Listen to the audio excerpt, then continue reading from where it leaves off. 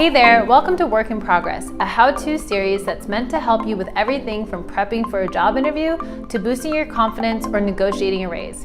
Here's today's question.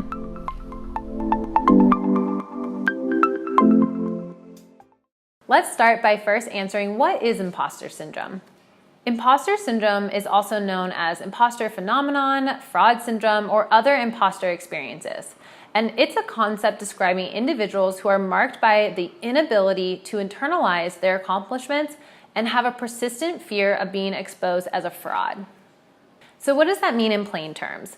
Most of the time what it means is that you feel like a phony, or you feel like you're underqualified to be where you're at, or even worse, that someone's gonna find you out as being a fraud. We've all been there before, and really where these feelings stem from is a place of fear.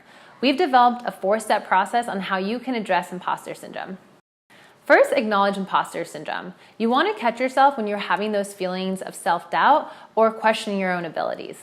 An example of this might be, I was lucky to get hired as a director, but when they see my public speaking skills, they'll definitely question my leadership abilities. When that happens, the first thing you want to do is acknowledge that this is the imposter syndrome speaking.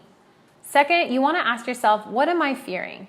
You want to take this opportunity to figure out what it is that's really intimidating you. Maybe it's the people, the environment, maybe you're doing something brand new. That's a good place to start with what is it that's actually making you fearful.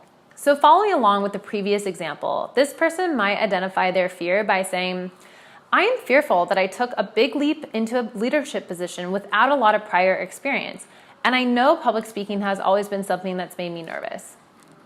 And third, ask yourself, what if the thing that I'm afraid of actually happens? What's the worst case scenario of what you're fearful of? So this person might say, if the executive team finds out that I'm not great at public speaking, they might ask me to get professional training.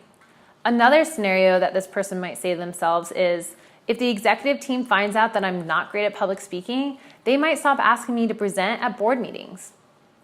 And lastly, ask yourself, what will happen if I don't take full advantage of this opportunity? What will I regret from missing out on this? And how will my career not grow because I decided not to take this opportunity? Following up with the same example, this person might say, if I didn't take the opportunity to take on a leadership position and push myself out of my comfort zone in public speaking, my career would most likely plateau. Some level of public speaking skills will always be required for leadership positions, and I know I want to be a leader. If you've experienced any of these feelings of imposter syndrome, we have a really helpful webinar where you can learn how to overcome and manage these symptoms.